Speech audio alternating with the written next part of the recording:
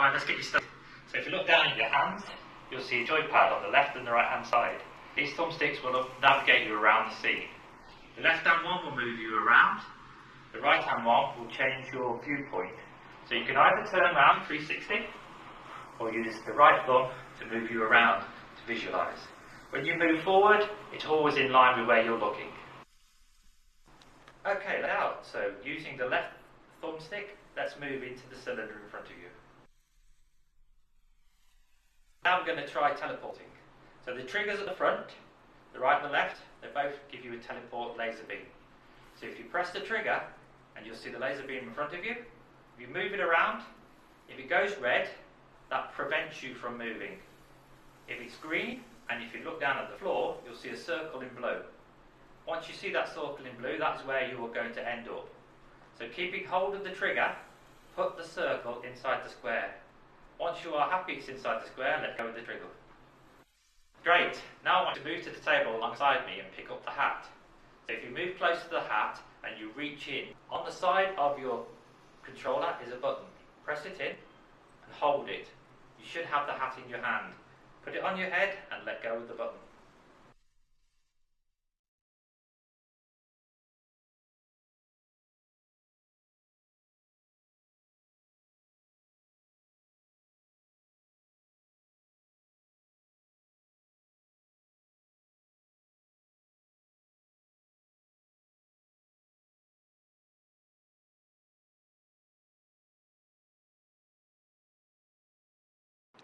Okay, now everything you need to start you off on the experience.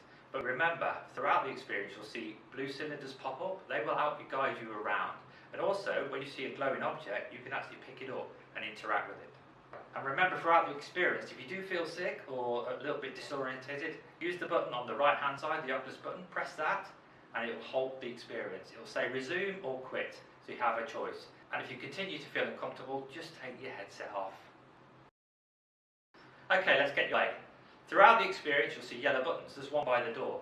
Go and press it, the door will open. Once you're outside, you'll start your experience.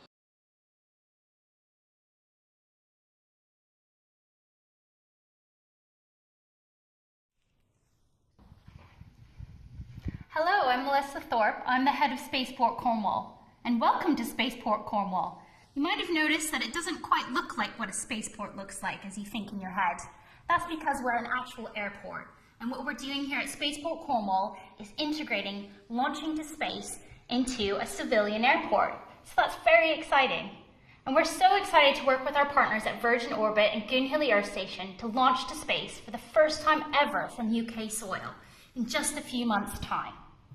This is incredible for the UK because at the moment, satellites are built here, but we have to ship them all overseas to launch. And by building a spaceport here in the UK, it means that those satellites can just drive down the road to launch now, and that will create a market opportunity for the entire space industry. But here at Spaceport Cornwall, we're doing things slightly differently. We want to access space in a more responsible way. We want to be the world's first net zero spaceport. We want to consider our environment as well as our communities and how we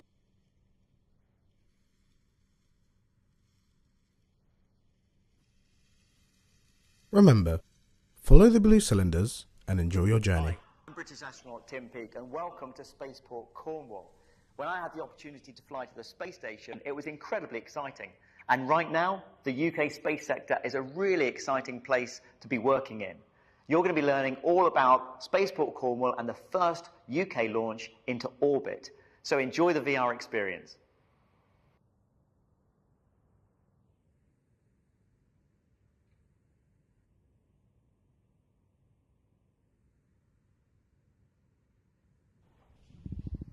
So the UK government, about 8 years ago, decided that we needed to launch here to have a sovereign launch capability, which would allow us to launch our own satellite assets here in the UK. And they devised something called the Launch UK program through the UK Space Agency. And we're one of several spaceports around the country that will be launching to space in the future.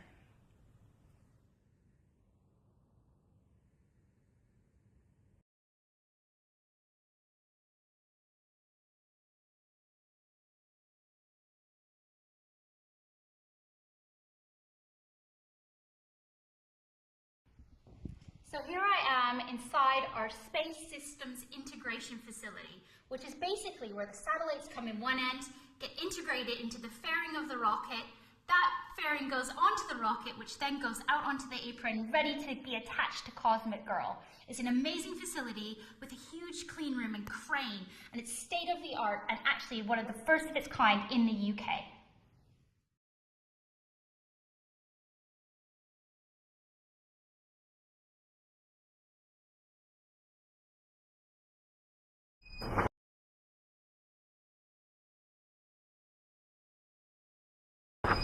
Feel free to explore the facility by going through the blue glowing doors.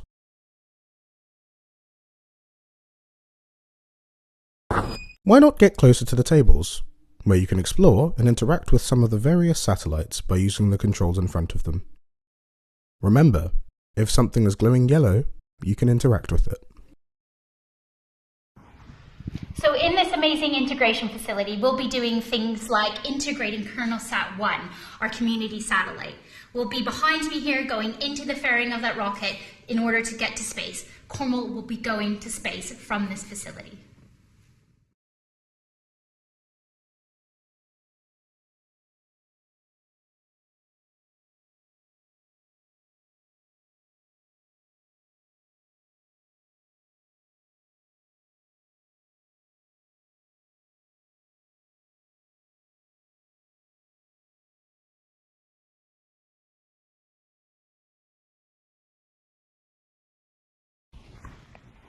Hi there, I'm Josh and I'm the CEO and co-founder of SpaceForge. We're an in-space manufacturing company based in Wales, and we're building the world's first ever fully returnable and relaunchable satellite platform. The reason we're doing that is to leverage the unique qualities of the space environment, weightlessness, high purity vacuum, so there's no atmosphere in space, and plus or minus 250 degrees, just depending on which way you're facing. Those three benefits of the space environment allow you to create materials simply impossible to manufacture on Earth. But when you bring those materials back to our planet, we can lower CO2 emissions by about 75%, we can cut energy use by about 60%, and we can enable a new way forward for us as humans to actually coexist with the natural resources that exist on our planet. We are incredibly excited to not only be building Wales's first ever satellite, but to also be on the first ever launch from UK soil, with Virgin Orbit from Spaceport Cornwall in Newquay. Now this mission is small but mighty for SpaceForge. What we're launching is the Forge Star Zero. It's what we call a tech demonstrator. It's a way that allows us to leverage the space environment to prove key aspects of our technology before we move into a full mission next year. So the satellite that you're looking at in front of me is what's known as a CubeSat. It's quite small, it's only about the size of a shoebox, but inside is packed all sorts of technology that really allows us to further our mission and to make space more sustainable. First of these technologies that I want to talk to you about has actually been contributed by one of our partners, Cosmic Shielding Corporation. They're actually based in America, but they are developing a new way of 3D printing plastic and metal hybrids in order to reduce the amount of raw material that has to go to space to be used for satellite technology. What they're hoping to do in the future is to leverage this technology to print entire satellite structures out of recycled plastic bottles that will actually be more sustainable and more survivable in the space environment. And we think that's really cool. The second of these partners is Lumi Space. Lumi have contributed the glass cubes that you can see on the model. Now what these are called are laser retroreflectors. I know that sounds big, but what it allows us to do is it allows us to track satellites from space much, much, much smaller than we're currently able to find. Space is incredibly big, and right now there are about 5,000 satellites currently orbiting planet Earth that are actually being used. But there are 20,000 pieces of debris and rubbish, all contributed by humankind, that float around in space every day that we just can't find and we just can't track. Lumi's technology allows us to find those pieces of debris, to track them, and then eventually develop the technology in order to bring them back to planet Earth and dispose of them responsibly. But the main technology that we're proving today as SpaceForge is this cone at the front. This is Prydwen. Prydwen is our re-entry technology. It's named after the mythical shield of King Arthur, and it allows us to return from space much, much more gently than we've ever been able to before. So much so that for the first time ever, we'll be able to reuse and refly and relaunch our satellite platforms. The way that it works is this cone, and I know it doesn't look like much, deploys into an incredibly vast area. Think a bit like Mary Poppins coming down on her umbrella, but all the way from space. And it allows us to come back more gently, more slowly, and in such a sustainable fashion that we actually can pick our satellite out of the sea with no damage to marine life or any of the natural environment around it, bring it back to shore, bring it back to our factory in Cardiff, refurbish it and send it again. And who knows, maybe one day one of these platforms will go on the next launch that leaves from Cornwall.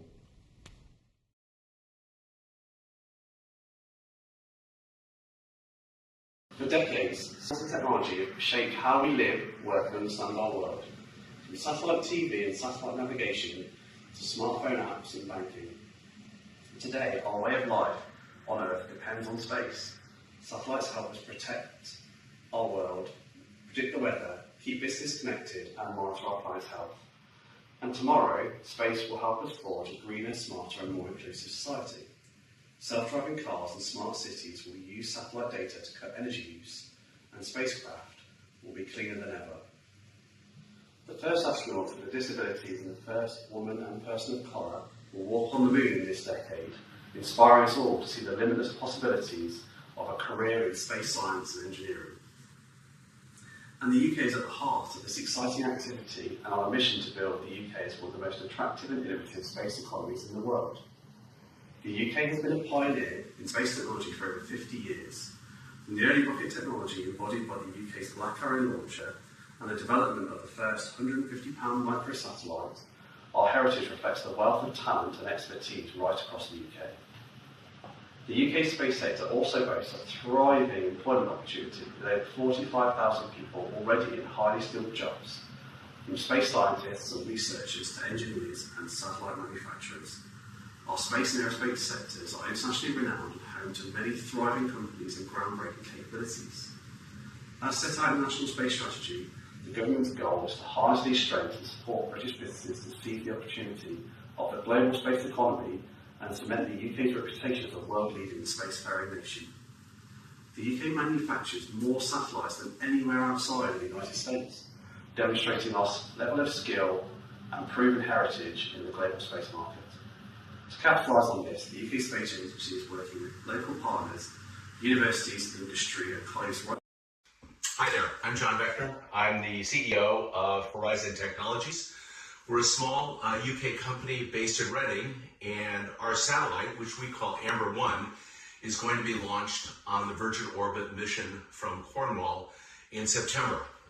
Just to give you a little bit of background of Horizon, the company started, it was by me. I was purely an aerospace consultant, not an engineer, selling a product which we call Blackfish. And Blackfish is a black box for airplanes that goes into aircraft to do things like search for refugees, counter rhino poaching, maritime patrol. And what it does is it picks up satellite phones, not GSM phones, satellite phones. So this product made in Reading called Flying Fish is in production, and a couple of years ago, probably 2018, we had this idea of could we put this technology in a CubeSat, which is standing next to me. So the idea is to put the technology of Blackfish in a CubeSat. And what we did is we reached out to Innovate UK and we started bidding, and it's a very small company, we're only 7 people. We started bidding for Innovate UK grants, and we were lucky enough to win a grant that was to explore the idea of getting data from space, from a very small satellite, and bring it down to Earth. And as that progressed, we competed for a program called IOD3, In-Orbit Demonstrator.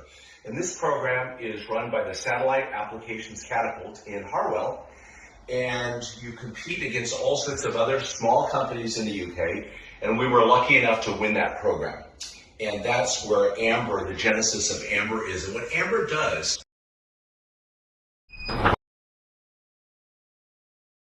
For safety, please wear a hard hat from the locker.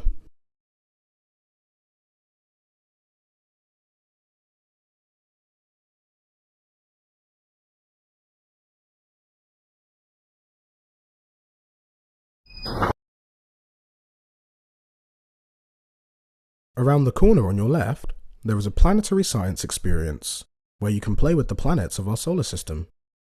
Otherwise, continue forward to the yellow button next to the rocket.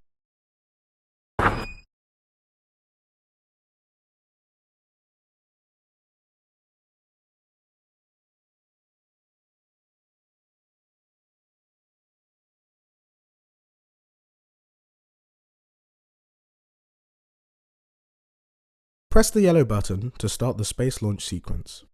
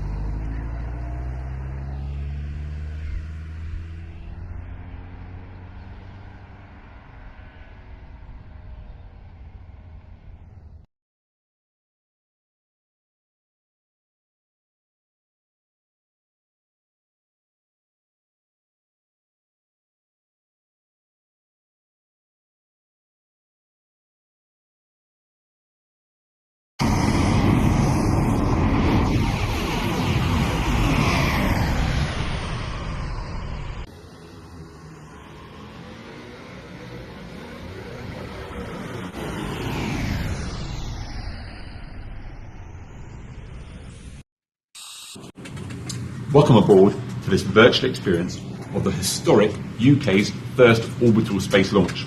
You're currently sat with me on board Cosmic Gal, our modified Boeing 747, which we're going to use today to launch our rocket at the drop point. This aircraft used to be used by Virgin Atlantic as a passenger plane, but since we have the aeroplane, we stripped it of a lot of weight to give us the performance we need to launch the rocket today. On board with me, I have a co-pilot and 2 launch engineers who are down the back and looking after the health of the rocket until we release it at our drop point. We need your help for today's mission. We're going to take Launcher 1, the rocket which is currently fueled under our left wing, to the drop point. When we get there, we're going to perform a dynamic maneuver to go as fast as we can and as steep as we can to launch the rocket. We're now approaching the launch release maneuver. Please press the yellow button in front of you to watch the launch.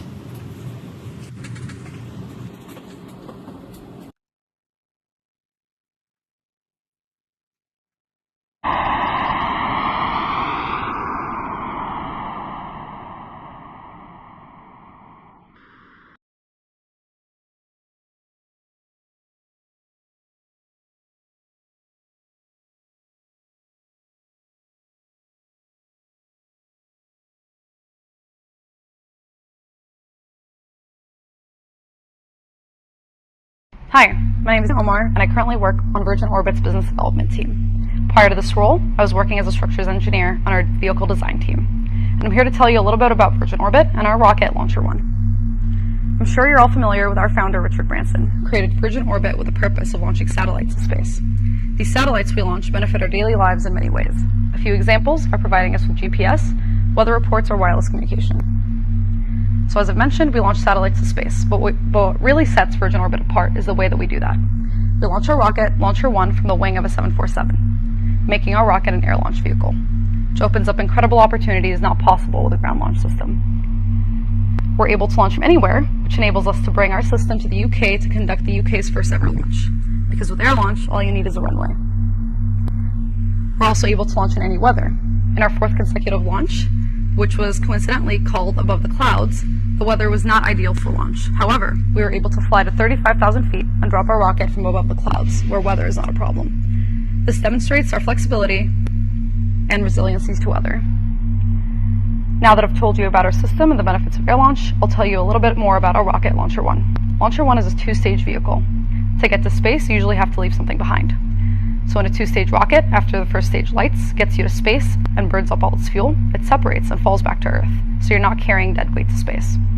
After that, the second stage that is carrying the satellite lights and carries the satellite to its desired orbit.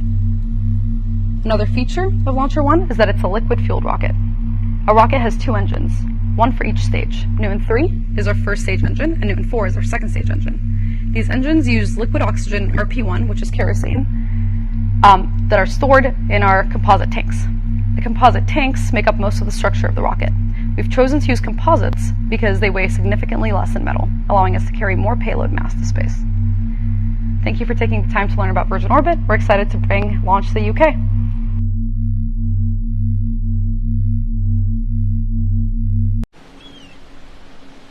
Hi, I'm Bethany, and welcome to Goonhilly Earth Station. Goonhilly started in 1962. We're now home to 42 antennas. We were the first privately owned Earth station in the world, and we are now the largest privately owned Earth station to do deep space network communications.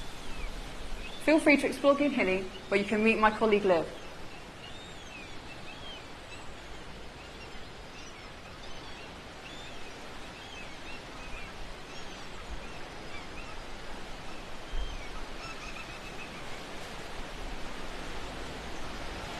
Why not explore Arthur a little more? Teleport up the stairs to go up to the satellite.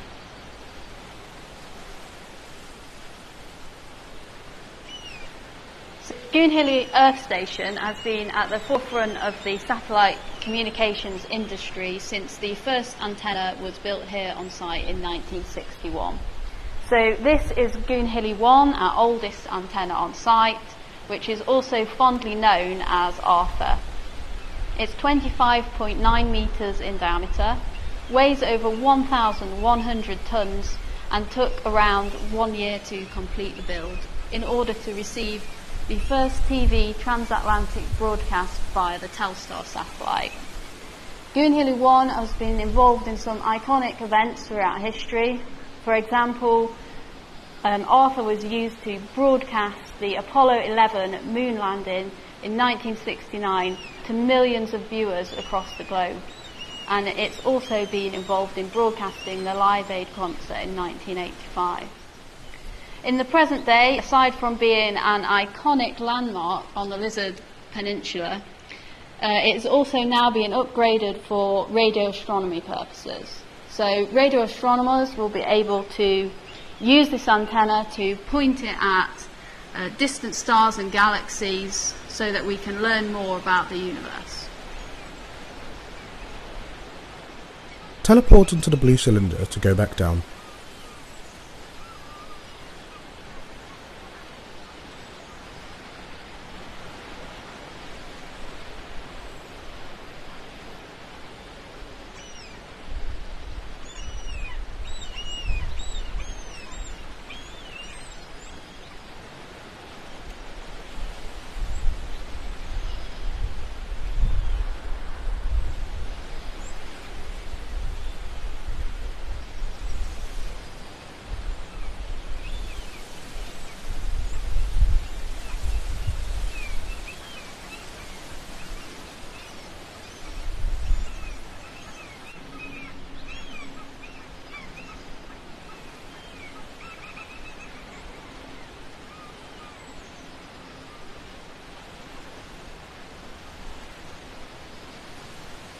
When ready, head over to the control room through the big open gate.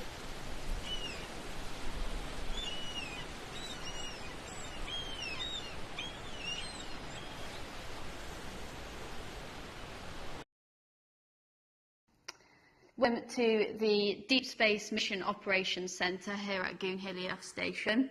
In this room we are able to monitor and control Goonhilly 6 along with other antennas across the site. And as we expand and grow our deep space network of antennas around the globe, we'll be able to monitor those antennas as well. Having multiple antennas separated Feel free to explore Mission Control. This is where the launch will be monitored from.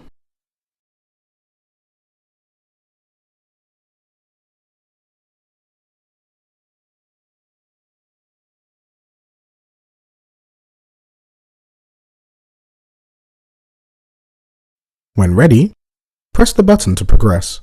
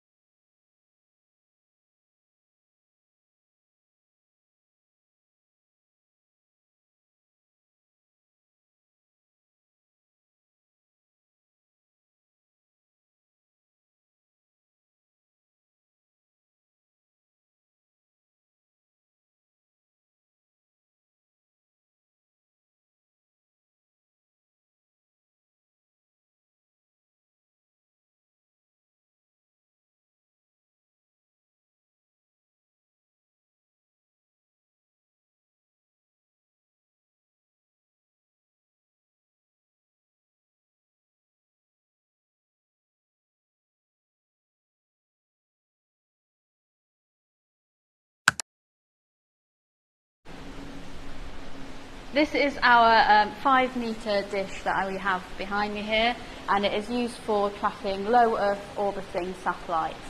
And this is the type of antenna that will be used for receiving signals from KernOSat-1.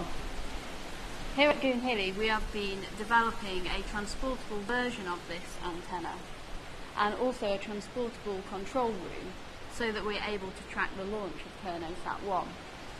Satellites that are in low Earth orbit take approximately 2 hours or less to complete one full orbit of the Earth.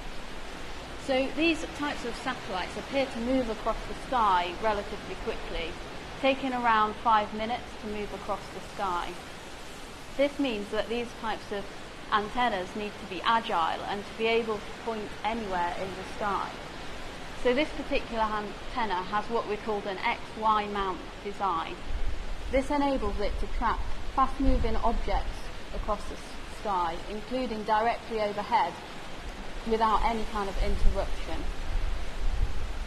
An example of a current low Earth orbiting satellite is the International Space Station. This takes around 90 minutes to complete one full orbit of the Earth and lies approximately 400 kilometres above the Earth's surface. So here at Goonhilly Earth Station, we are ideally located to observe and track these types of satellites, as we have clear views down to around 5 degrees in elevation all around the horizon.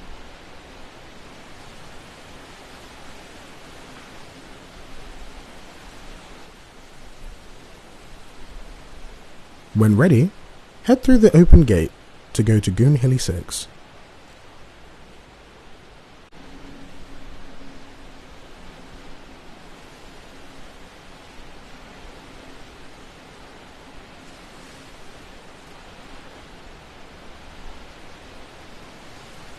This is Goonhilly 6, the world's first privately owned deep space antenna.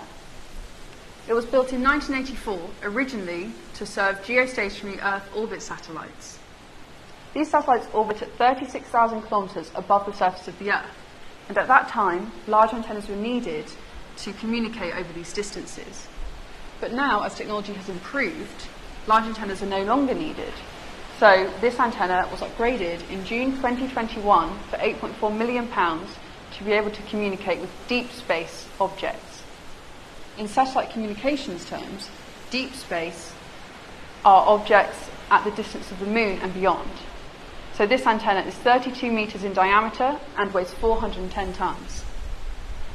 The missions that Goonhilly 6 currently works on include Integral, Mars Express, and Gaia.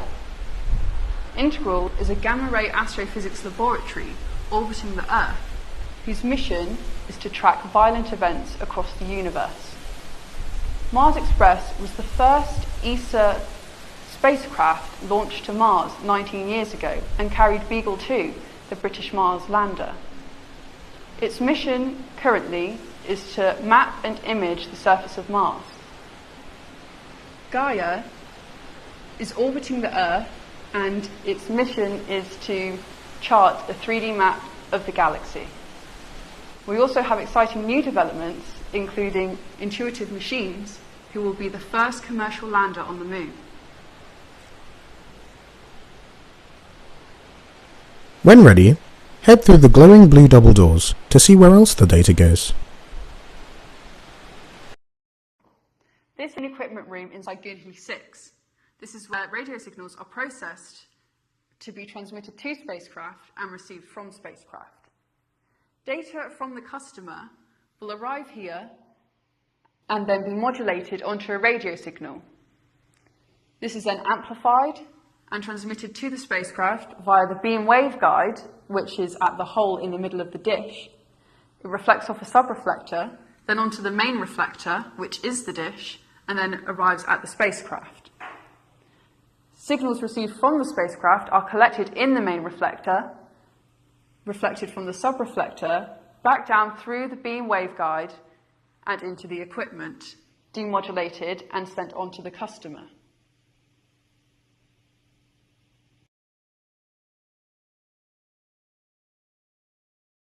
When ready, head through the glowing blue double doors to see where else the data goes.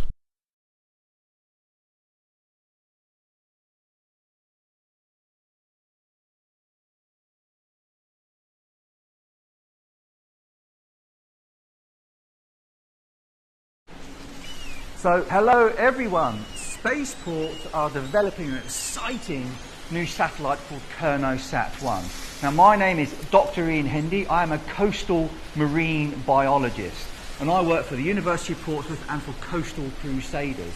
And in collaboration with the Spaceport, we are developing an exciting new buoy system for our coastal waters that can monitor water quality.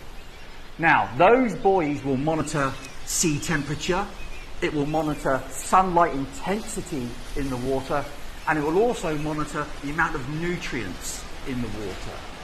Now, these buoys we're going to place in front of salt marsh, seagrass and kelp forests. We're also going to place a buoy next to damaged ecosystems of damaged salt marsh, seagrass and kelp forest, and we're also going to place a buoy in areas where there are no salt marsh, seagrasses or kelp forests. Those data will then get transported up to the satellite, where I can then download those information down from the satellite onto my computer as an end user, as a scientist. And what we can actually do with those data is compare the water quality between the healthy areas where we have the seagrass, salt marsh and kelp forest, compared to the areas where we have the damaged salt marsh, seagrass and kelp forest, compared to areas where we have none of these ecosystems. This will then give us insights into areas of conservation, into areas where we need to restore those important coastal ecosystems, and so we can manage those ecosystems a lot more better than we are now. Now, why do we need these important coastal ecosystems? Well, salt marsh you'll find in the high intertidal. It creates these plants that grow out from the mud, and that mud sequesters lots of the carbon from the atmosphere. So greenhouse gases will get drawn down from the salt marsh plants, and it creates a carbon sink. The structure of the salt marsh itself creates a habitat called a nursery function for commercially important fisheries, such as sea bass. Then it will go further out from the salt marsh to where the seagrass habitats are, and again, they also create what we call a carbon sink. So the seagrasses are photosynthesizing at about 5 meters below the sea level. They're drawing down the carbon, so atmospheric gases, the greenhouse gases, drawing them down, pulling that carbon into the sediments, creating a carbon sink. And again, we see an important nursery function. So juvenile bass, cuttlefish, bream, rare seahorses and endangered seahorses will spend their lives in the early vulnerable life stages in the seagrasses. Further out from the seagrasses, we see the kelp forests. And so we have these three ecosystems that are drawing down greenhouse gases, so they're mitigating impacts from climate change. They're enhancing the local and coastal biodiversity. They're reducing coastal erosion. And of course, they're improving the local economy for local stakeholders, such as the fishermen and local businesses dependent upon them as well. So with Spaceport and KernoSat-1, with Coastal Crusades, University of Portsmouth, we're developing this buoy to actually mitigate impacts from climate change. Thank you for playing, and I hope you enjoyed the experience.